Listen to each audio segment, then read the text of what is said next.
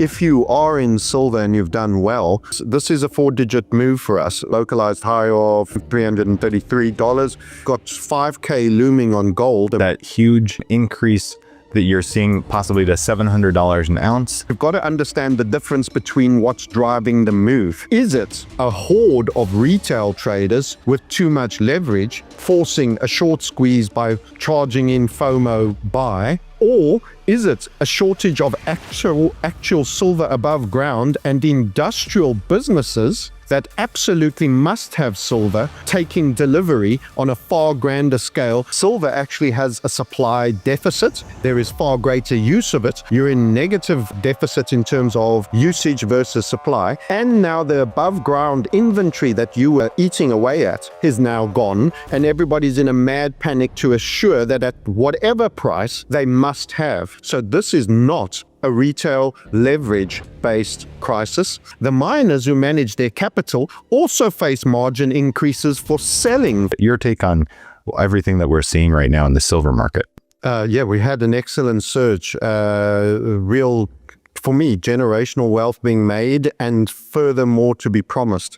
I fear, and having spoken to you and you were mentioning, anywhere between 35 and 50% of the sellers are actually potentially needing to take profit for cost of living based reasons. I would certainly suggest that might be the only sensible reason. If you are in silver and you've done well, I want to highlight the Hunt's law of parabola, and that says 75 to 80% of your gains comes in the last 15% of the move. So if you're doing great now, trust me, you're going to be doing unbelievably well in that final part of the move, providing you don't get completely dopamined up by momentum, which is a crazy old drug of its own. But this is a 4-digit move for us. We've spoken about the localized high of $333 that you might get a bit of chop and churn around there, but then go onwards. And our exit strategy is based off the gold-silver ratio because we're expecting such high degrees of outperformance. The quiet detail here isn't the upside claim. It's who's being forced to sell and why. As Francis Hunt points out early, the 35 to 50% selling pressure isn't speculative fear. It's cost of living stress, which historically appears near the start of major commodity repricings, not the end. In prior silver cycles, including 2009 to 2011, the final 15% of the move delivered over 70% of gains, aligning with Hunt's parabola reference. That creates a risk asymmetry. Selling now solves short-term cash needs, but risks missing the structural upside. For investors, this reframes silver less as a trade and more as a volatility managed allocation tied to macro stress. What Francis Hunt flags next reframes why timing the top may matter less than surviving the final phase. So for me, more to come. However, nothing goes up in straight lines, and we did cross a couple of key technical levels. I'm wondering, there's a couple of big levels here, Elijah. We've got 5K looming on gold, and we've got 100K looming on silver. And I'm wondering if, for headline reasons, there might be a little bit more drama in between now and the actual running of that my $5,100 level for silver, which, by the way, puts us very close to the 50 gold-silver ratio, which is a separate discussion, but I'm sure you'll take me there once I've completed my opening comment. Certainly. I think, as you mentioned, the gold-silver ratio is a good indicator there. What are the things that you're looking at right now, and did you want to maybe pull up some of those charts at the moment? Certainly. Let's take a little run at the gold silver ratio. I'll pass by silver just on the way there, though, because it's such an important market for so many of us, and many people want to see a little bit more around that. What are you looking at here? It is a silver chart, but not as you're used to seeing it. It's a silver chart adjusted for the CPI inflation. Big numbers grab headlines, but ratios quietly decide outcomes. Francis Hunt anchors this discussion not on price targets, but on the gold-silver ratio, a metric that historically compresses during sustained inflationary cycles, such as 1973 to 1980 when it fell below 20, Adjusting silver for CPI reframes the rally as less extreme and more corrective, especially when real rates remain negative after 2023 to 2024 tightening. Investors chasing nominal targets miss the risk that volatility between levels shakes out weak positioning. Portfolio-wise, this argues for scaling exposure rather than reacting to round number drama. Francis Hunt's next point explains why inflation-adjusted charts change how investors perceive bubbles. I don't agree with the numbers. I think they grossly overstate. I think it's like labor understate. My apologies. Let me re-say. The labor numbers are overstated. They're worse than people think they are. And inflation numbers are understated.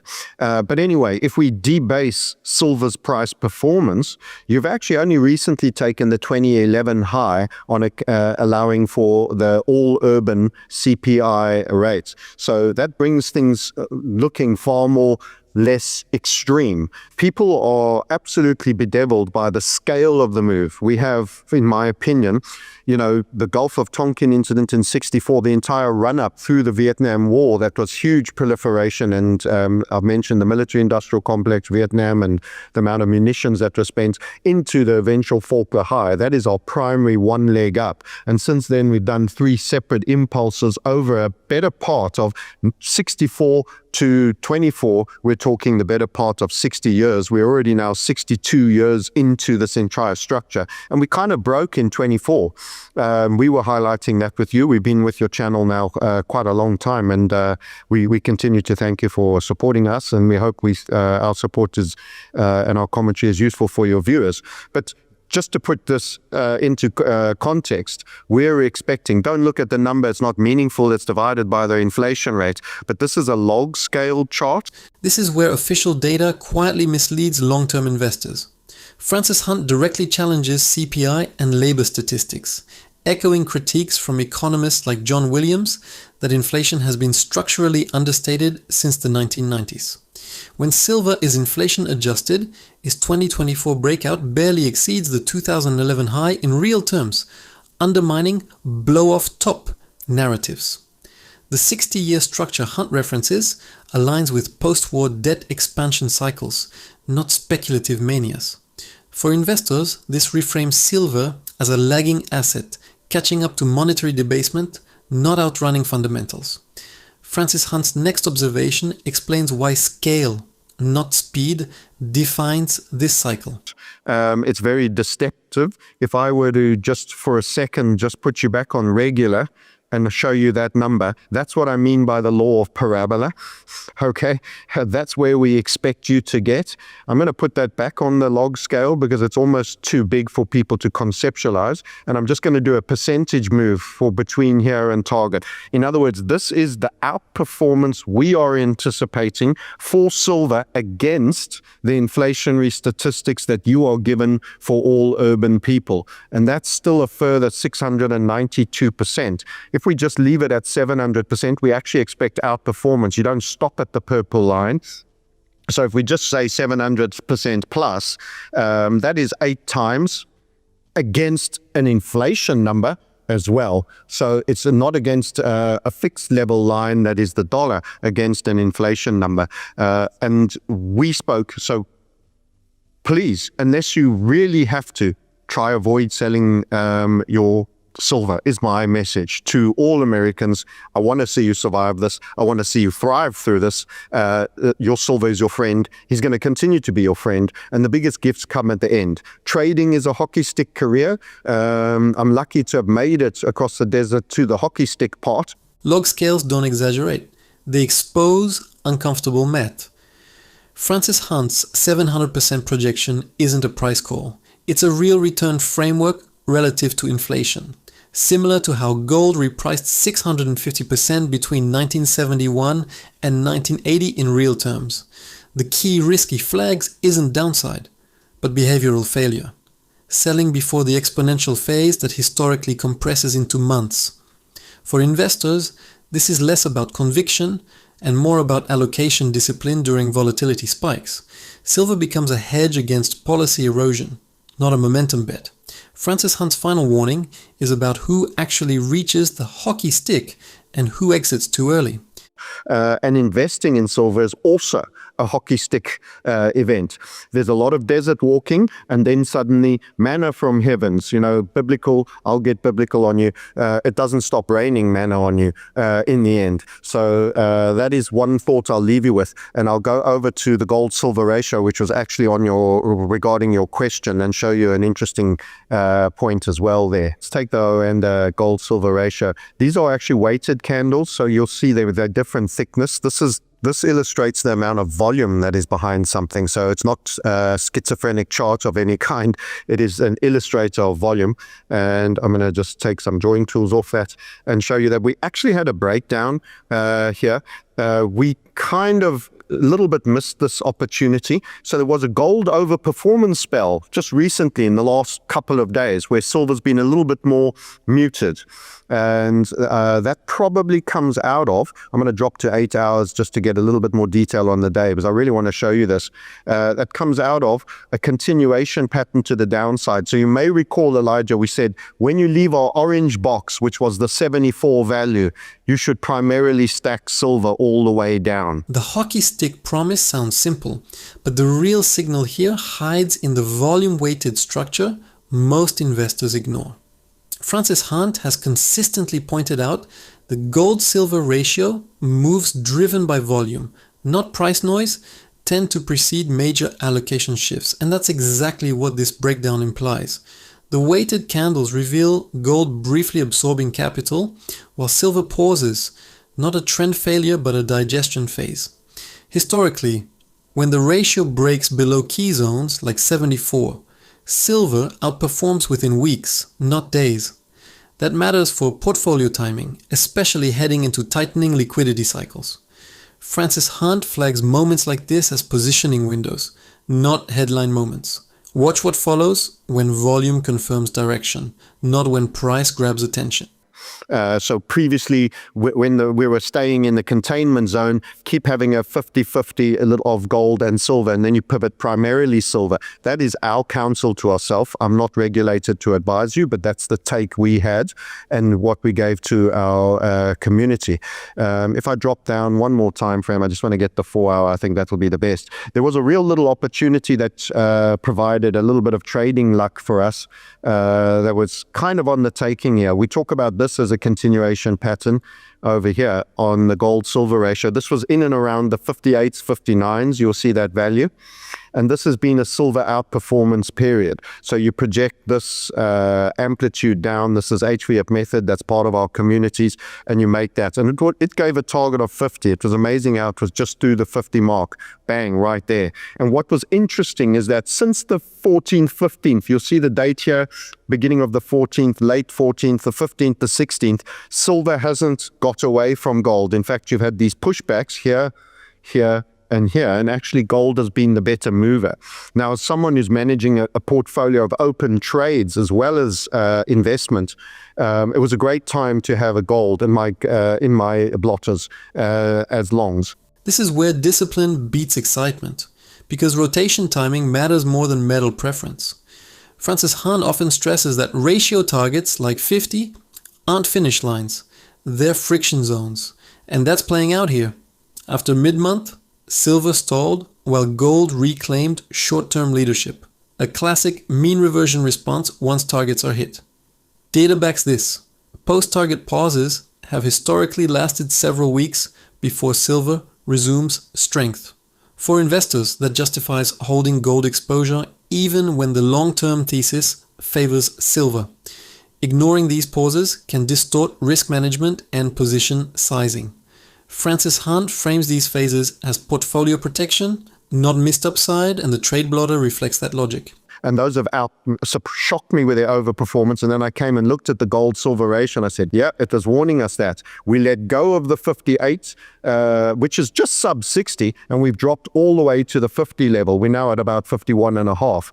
And that is, once you make a target, typically you get pushback and you fail to make any new ground. And this is illustrating and this is very short time frame, by the way, but we're able to maximize our wealth. We've done exceedingly well this year and last year as trading as well as investing. We turn that profit into stack. And this is one of the examples of how you could have biased for gold during this period and just taken some of the green out of your accounts for your silver entries that we've been enjoying all the way down here in the gold silver ratio. So we are actually in a little bit of a holding period in and around the 49 and a half through to the 52s, 53s on the gold silver ratio. And we might pause here a bit. So gold has overperformed silver slightly during the spell.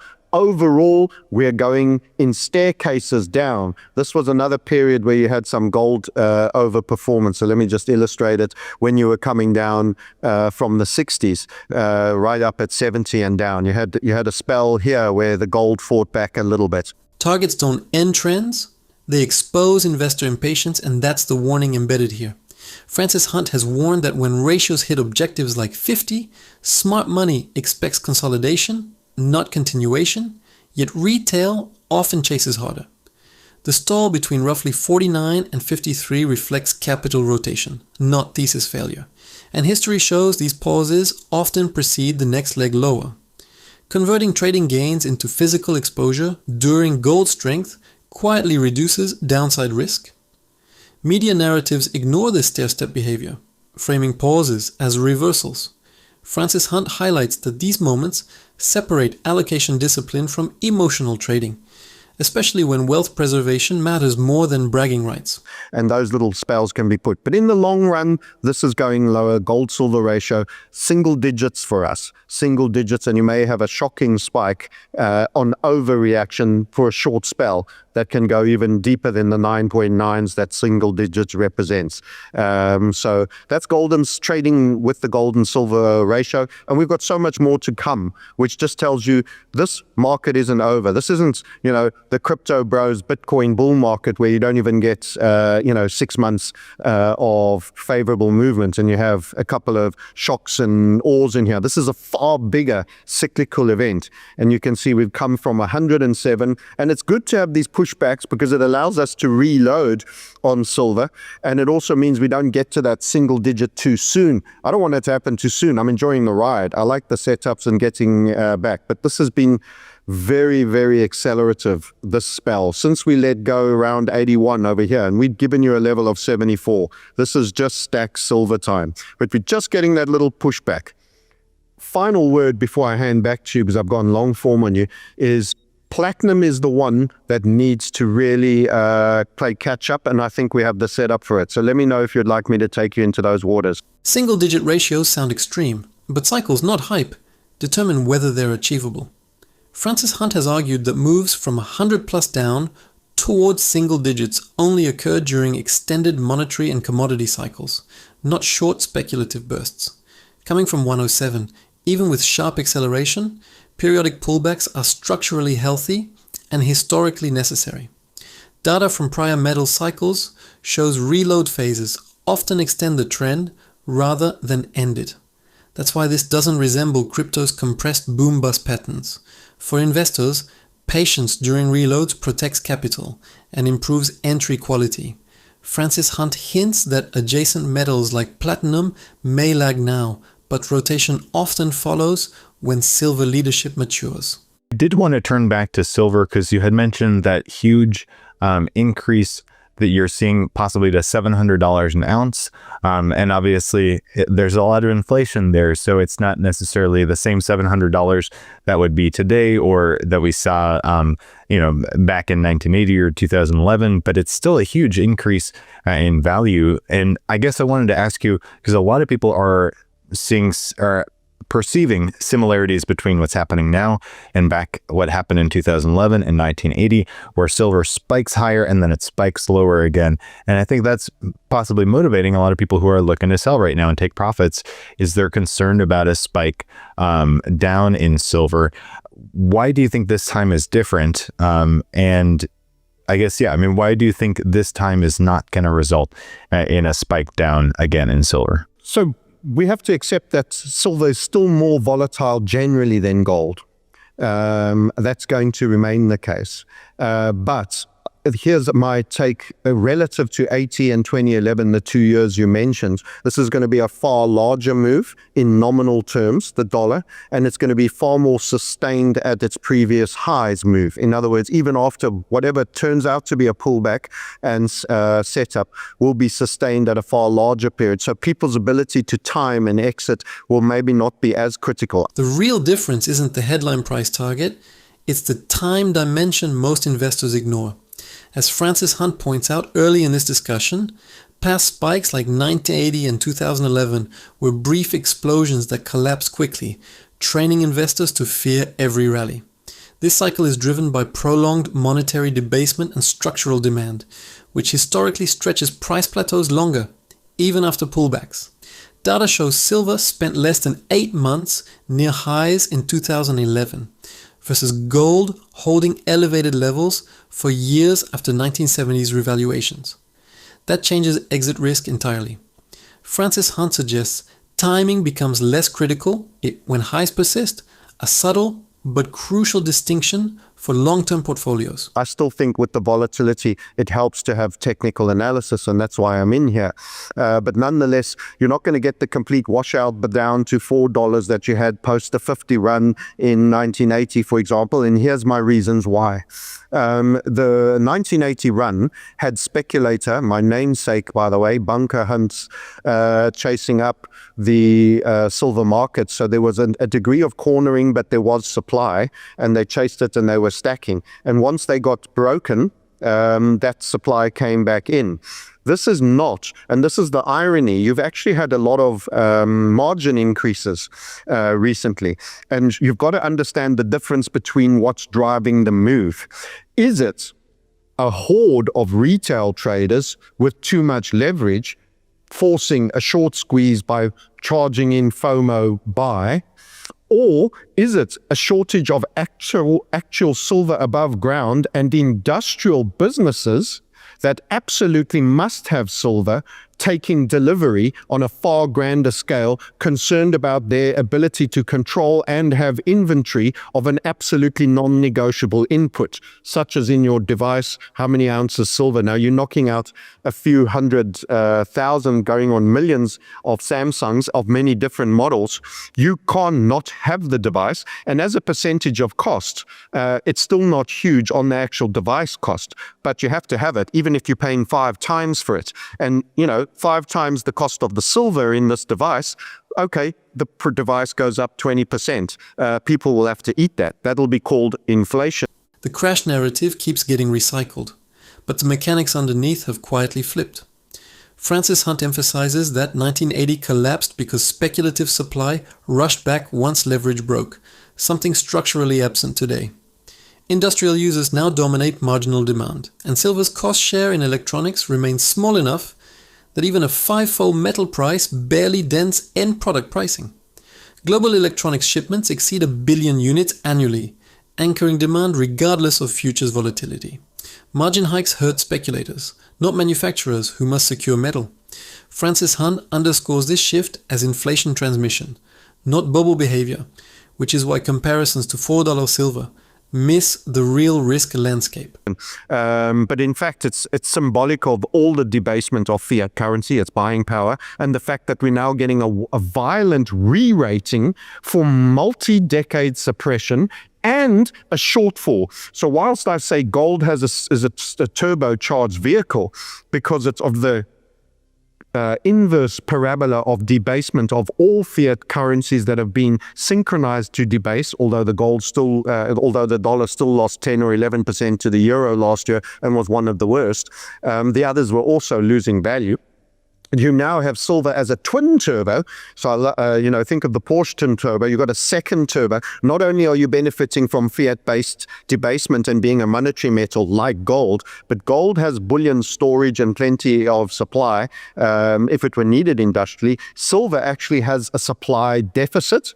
There is far greater use of it. You're in negative deficit in terms of usage versus supply. And now the above ground inventory that you were eating away at is now gone. And everybody's in a mad panic to assure that at whatever price they must have. So this is not a retail leverage market-based crisis of a short squeeze. A bunker hunt was just a sophisticated, very rich trader investor category. And that's why the margin increases are actually counterproductive. It's an interesting point, force and beneficial for the silver price, because what it actually does is there's only so many retail traders in here. We're not a large part of it, in my opinion.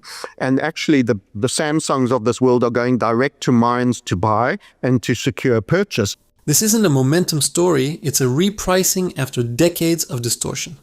Francis Hunt frames silver as gold plus scarcity, and the data supports that framing when supply deficits persist year after year. The dollar losing over 10% against the euro last year shows debasement isn't isolated, yet silver adds industrial stress on top of monetary pressure.